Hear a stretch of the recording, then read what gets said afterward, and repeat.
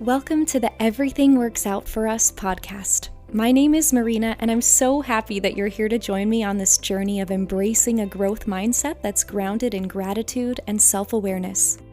I'm an REBT mindset life coach, actor, singer, content creator, and the bigger sister that you always wanted. And I'm ready to start turning our mental and emotional roadblocks into road maps. In each episode, I holistically utilize psychology, spirituality, and my own personal experiences to strive to empower you to step into your power and deeply connect to both your inner knowing and the world around you. Let's grow together. Hello, everyone, and welcome to the very first episode of Everything Works Out for Us. I thought it would be fitting to have the inaugural episode centered around the title, so today I'm going to be talking about how we can shift our mindset into truly believing that everything works out the way that it is supposed to for us in this life, that we are being divinely guided, and that because we deserve everything that we desire, we can trust in the knowing that everything happens for a reason, and that reason will always be aligned with our highest good. I'll be discussing the law of assumption, going over the neuroscience and psychology behind this briefly, and giving some practical tips on steps to take to achieve this lucky girl mindset that's gaining popularity on social media. I wanted to take a quick second just to introduce myself, who I am, and my goals for the podcast. So for those who don't know me, hi, I'm Marina. I'm an actor, singer, and content creator who has always been extremely passionate about human connection, communication, and helping people, animals, and the planet. I went to NYU for both acting and psychology, and more recently just received a certification in rational emotive behavior therapy coaching. I've always believed that, in the words of one of my heroes, Brené Brown, vulnerability is not weakness. It's our greatest measure of courage. So whether it's through me acting, performing, or creating art, or coaching people, or giving advice through the lens of psychology or spirituality, my main goal in life is to inspire others to feel and lead with vulnerability, because that is where the magic happens.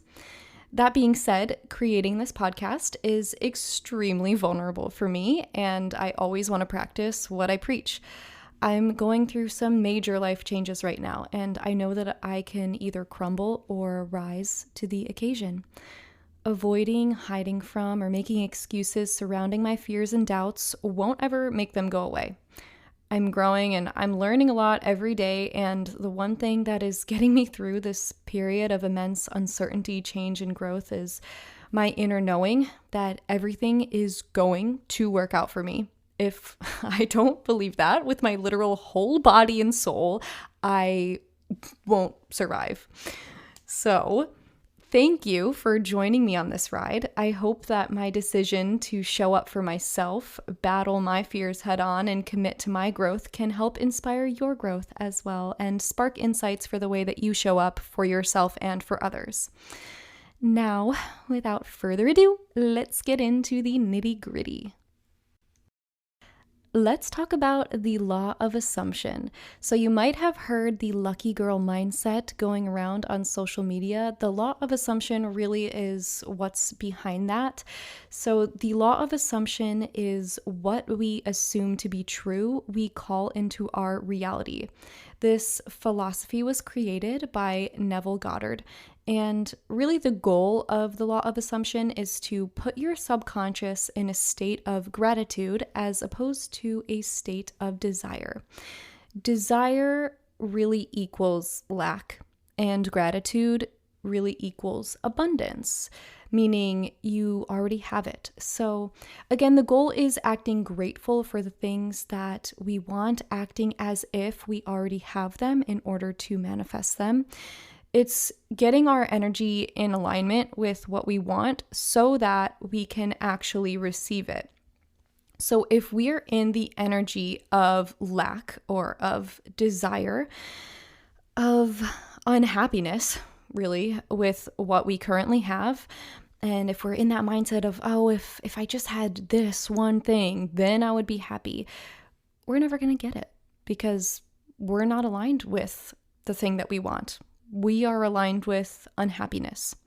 So we have to emotionally be aligned with what we actually want in order to receive it. Okay, Marina, way easier said than done, right? So let's get into the psychology of how we actually get our minds there. There is this thing in our brain called the Reticular Activating System. It sounds fancy, but it's a bundle of nerves at our brainstem that filters out the unnecessary information so the important stuff gets through. The RAS is the reason that you learn a new word and then you start hearing it everywhere. For example, I know that that's happened to you before, right? So, if you can get your subconscious to really believe that you are worthy of everything that you desire, then you can train your RAS into seeking information that validates those beliefs. Your RAS is filtering the world through the parameters that you give it, and your beliefs are the ones that are shaping those parameters. So, this works both ways. If you think that you are really bad at math and you tell yourself that, your RAS is going to keep putting you in situations to quote unquote prove that this is true. Again, on the other side, which is the goal, if you believe that you are worthy of love, then your RAS is going to keep putting you in situations that prove that to be true. There's also this thing called confirmation bias, a phenomenon called confirmation bias, which is our tendency as humans to cherry pick information that confirms our existing beliefs or ideas. Now, I wanted to share a story about how I unknowingly utilized the law of assumption in both a negative and positive way back when I was in college. So, my best friend Alex and I were obsessed with Hamilton. This was 2016, I think. And honestly, it was kind of, if you know, you know, like you had to be there thing, but Hamilton had just come out. It was huge. It was a cultural reset. It was absolutely the hottest ticket in town, and you could not get your hands on a ticket unless you were willing to pay thousands of dollars. This show truly changed people's lives and changed the way that people viewed theater at the time, and obviously, we were dying to see it. We wanted to be in the room where it happened, if you know the show. And we didn't have the means to pay thousands of dollars for a ticket. But they had this thing called the Ham for Ham lottery, and they drew names out of this digital lottery and a physical lottery for, I don't know, it was like the entire front row of seats for $10. Amazing, right? But hundreds of thousands of people were entering this lottery every single day. And we calculated it at one point. It was like a 0.0000006% chance that you would win the lottery if you entered it. Crazy, right? So we did it nonetheless. Obviously, we entered the lottery every single day. And Alex and I joked about it. Obviously, it's something that we wanted, but we talked about winning this lottery as if we had already won it. Alex even was posting on Facebook on a daily basis, making up these crazy stories about how she saw Hamilton and how she won the lottery, and no one really knew if she was telling the truth or not. And it was just a joke that we had with each other because we wanted to see it so badly. We just acted as if, yeah, of course we won the lottery. And we did this for weeks. And then one day, she got the email. She literally won the Hamilton lottery, and we got to see it front row for $10, original cast. To this day, one of the best days of both of our lives. Oh my God, it was freaking amazing. A spiritual experience. So we acted grateful, as if we had won the lottery, and then it literally came true, and it seemed impossible, but it happened. And then on the opposite side of that, we joked that because we had won the lottery, we had utilized all of our luck. Like, we had emptied the well and there was no more luck left for us for the rest of our lives, and we started calling ourselves Unlucky Alex and Unlucky Marina. And the worst shit happened to us for months after we won the lottery. We kept affirming it to ourselves too. We kept calling ourselves unlucky Alex and unlucky Marina. We missed all of our trains. We were late to everything. Alex's laptop screen shattered. I was an acting student, right? So I got paired with my ex for a kissing scene.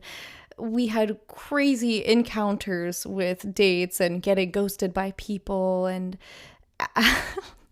Alex, I hope it's okay that I'm talking about this, but her crush choosing to like another girl named Alex, like crazy unlucky shit. But it's like funny looking back at the time. All of this to say is that we were confirming that we were unlucky all the time, or we were affirming that we were unlucky all of the time, and then our reality was confirming that back to us, just like it confirmed back to us that we were deserving of winning the Hamilton lottery, and then we won it. So all of that being said, therein lies the work that we have to do, right? Is that we must change our confirmation bias to beautiful and loving thoughts instead of those I'm unlucky, I'm worthless and undeserving thoughts. Again, easier said than done, and I'm going to go over some practical tips in just a little bit. But I also wanted to point out that realizing the law of assumption doesn't always have to equal huge life goals, right? I feel like that's a common misconception, is that we have to manifest our absolute dream job or our soulmate or something huge, which is great, and we can absolutely want those things and work to get there, but it can start with the little things, right? Make it a point to be extra grateful for the little things in your life. I recently have been setting an intention for myself every single day upon waking up. So one day previously, this past week, my intention was to be magnetic to those in my energy field. And that was kind of the mantra that I was repeating to myself all day.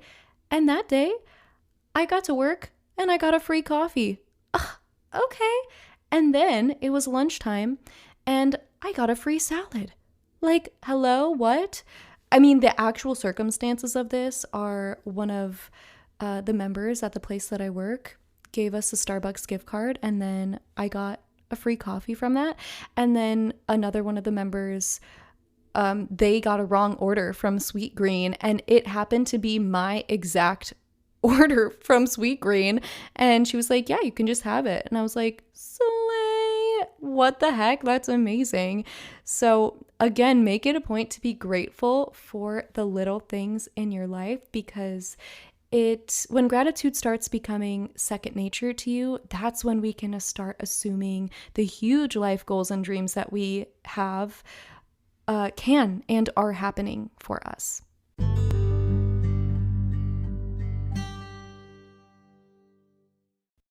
I want to shift gears a little bit and talk about having a mindset shift of things happening for us and not to us.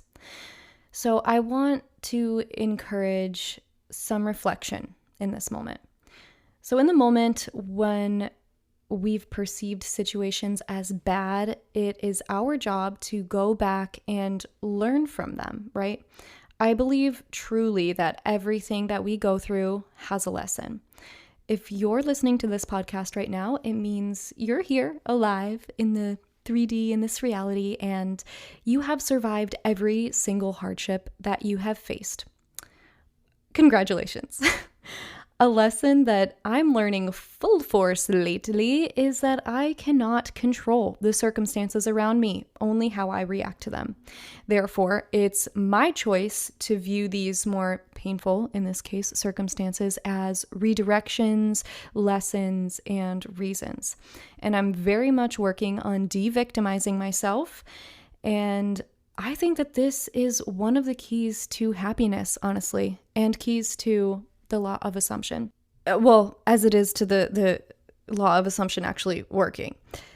In one way, it might initially feel powerless to surrender to the universe's plan, but it's more powerless to view yourself solely as a victim to painful situations in your life and to not learn from them. And therefore, you'll keep experiencing the same pain in patterns.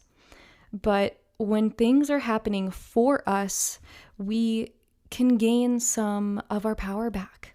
We're not powerless. Let me make up an example. So let's say that you didn't get the job that you really wanted. Genuinely trust that it's because there is something better for you. There is something in that job that the universe was trying to protect you from. You're not a victim to that rejection. It's actually a redirection to something even better. I saw this video on TikTok and it really changed my perspective. So again, I'm an actor, so this is going to be a metaphor on acting, but can easily be translated into any form of rejection, honestly. But if somebody told you after 31 auditions, 31 rejections, then you would book your dream job, all of a sudden you wouldn't be a victim to those rejections anymore, right? You would welcome them in. You would be prepared to learn from whatever emotions you're experiencing. You would be excited for them because you knew that what you really want and what you really deserve is coming. But it's only going to come if you keep learning and growing from those rejections. If you keep doing the same thing over and over again, you're not growing from it. And if you're wallowing in self-pity about it, you're also not learning and growing from it. So you'll get there after that 31st rejection, but only if you learn the lessons that you need to learn and if you grow in the way that you need to grow. But I do want to backtrack for just a second because I am by no means suggesting that when things don't go how we had hoped or wanted, that we can't feel the sadness and disappointment associated with that. In fact, quite the opposite. Feeling is healing. So we have to let those emotions, those, unhappy, sad, disappointed emotions pass through us. But as we're experiencing them, viewing them as a stepping stone, right? Or as a stepladder to get to where we really want to be. We have to learn from them. So it's the combination of feeling, accepting what's actually happening, and still knowing and trusting that what's meant for us still is on the way. All right, so back to the law of assumption. The law of assumption will only work if you start with a positive self-concept. You can't entirely trick your brain into believing incredible, amazing things will start happening when you feel like shit and you treat yourself like shit constantly. Again, back to what I said in the beginning, if you're aligned with unhappiness and misery and unworthiness and self-pity and self-doubt, etc., etc., etc., all those great, juicy things. If that is what we're aligned with, that's unfortunately what we're on track to keep receiving. So, how do we get that positive self-concept? How do we make the switch? Sometimes you may have to be a little bit delusional, a little bit delulu, but I suggest being delusional with a taste of reality. So start with affirmations that you can realistically believe. Don't go from 0 to 100. So if you're looking to manifest money, for example, if you're making $2,000 a month right now, you're not going to instantly trick your brain into assuming it's possible to make $1 million a month. But you can start by saying, I allow money to flow easily into my life. You got to start in the reality. It's not delusional to think that you allow money to flow easily into your life. So once you've ingrained that into your subconscious, you can go from there. That's how the law of assumption gets its feet on the ground before it can start running. I'm going to make another episode on the power of positive affirmations, and at the end of this episode, I'll give some examples of some affirmations that you can start off with that are less on the delusional side and more on the realistic side. On top of just positive affirmations, there is a whole lot of other work that goes into changing our self-concept and to genuinely and wholeheartedly shifting into a more positive way of thinking. Rational emotive behavior therapy speaks a lot about this, and this is a topic that I will discuss in many episodes to come. It can't be covered simply in just a little blip in one episode, but the root of it boils down to the fact that with rational emotive behavior therapy, we need to find the core of our irrational thinking and the core of our irrational and harmful beliefs in order to change them. And once we address what those negative core beliefs are and why they are irrational, then we can start coming up with a game plan on how to adjust, how to change that way of thinking. This is a long process in therapy, and this is something that I would love to make a podcast episode on to try and give you a roadmap on how to start implementing new behaviors. But just a little seed to plant is take some time with yourself and figure out what irrational beliefs do you have that are causing you pain, and how can you start consciously overriding those beliefs into more positive thoughts. What actions can you take? What behaviors can you stop doing or start doing to rewire those core beliefs? List out for yourself what you want and what you are actually experiencing, and find the disconnect. Really do some digging. It takes a lot of self-awareness to find those irrational core beliefs and to take accountability for them instead of just being a victim of them. But once you can do that, that's when the magic can start happening. That's when the work comes in. So again, I'm going to make another episode on a detailed outline of the direct steps you can take to start changing these core beliefs.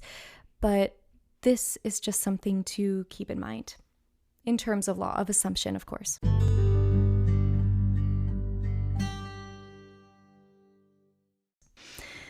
All right, so now is the moment maybe that you've all been waiting for. Actual tips on how to practice utilizing the law of assumption. So step number 1 is clear your mind. Clearing your mind with meditation. If you're new to meditation, I highly recommend guided meditations. You can find this on apps like the Calm app or Headspace app, or just free 10-minute, 20-minute guided meditations on YouTube. They are amazing, and they allow your mind to focus on the voice of the practitioner instead of you attempting to meditate on your own, and honestly, your train of thoughts just can't quiet down. You can also do this through listening to binaural beats, which are specific music tracks in very specific frequencies like alpha, beta, theta waves. So depending on the frequency, it synchronizes with your brain waves to encourage things like relaxation, decreasing anxiety, promoting creativity, etc. I can make an episode on these. I'm very passionate about them. Definitely encourage you to do your own research as well. And then also, right before bed and right when you wake up is a very powerful time to utilize the law of assumption, because when we are just waking up and falling asleep, our brain waves are slower, and it's easier to connect to our subconscious thoughts rather than when we are awake and our brains are strongly rooted in reality and in conscious thoughts. So we're more susceptible to affirmations, I guess, at that time. And we're more susceptible to retraining our subconscious thoughts when we're in that kind of hazy phase of just waking up or going to sleep. All right, step number 2 is positive mindset. Again, this is what we've been talking about the whole episode. You can't assume positive things into reality if you're in a negative mindset. Tip number 3 is have a clear intention, purpose, and want for what you are trying to manifest, and frame it for the highest version of you. So, another example, if you're trying to manifest a promotion, a healthier way to frame this intention is that you want it because upon having it, you will be in a position to influence others at work to be more creative and to have a positive impact on your work culture, as opposed to you wanting the promotion just because you want your boss's validation and approval. That's something that's rooted in fear and in the ego, as opposed to having your intention be rooted in your higher self and for the greater good. Figuring out your intentions is really important because it can also lead to a lot of healing. It can really show you where some growth needs to happen. So if you do take that step back and you realize, oh, I wanted that promotion because I just want my boss to think that I'm good enough, maybe that's a little hint for you to do some self-work or to realize that you have some wounds that you need to heal about worthiness, and understand that the feelings of worthiness that you are seeking aren't going to come from your boss's approval, that they need to come from you first. So once you've healed that, you can start aligning with your higher good and the highest good for others. Number 4, and this is probably the most important step of them all, is to visualize and feel. Feel. Emotions are a huge part of this. Deep down, what we really want is to experience the emotion tied behind the actual thing, the physical thing that we want, like a new job, like a new partner, etc. Take the time to truly feel the emotions you would feel if you had that thing. Again, you can do this in meditation or in that space between waking and sleeping. Allow yourself to feel that joy, that excitement, that love, that overwhelming happiness, because that is how we get into alignment in what we physically want. Number 5 is gratitude. So after feeling all of those happy emotions and getting to experience them, allowing yourself to experience them, give immense gratitude for the gift of feeling those emotions. Again, this will help us align our emotional, spiritual reality with our physical one. And lastly, affirmations. So again, I'm going to make another episode on affirmations, but just a couple to help you out to get started. Obviously, everything is always working out for me. Had to include that one.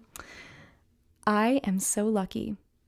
I am deserving and worthy of XYZ. So I am deserving and worthy of amazing things in life, of love, of happiness, of wealth, etc. As I assume, I create. I constantly attract great opportunities. I love this one. I use this one all the time. I let go and allow my desire to manifest effortlessly.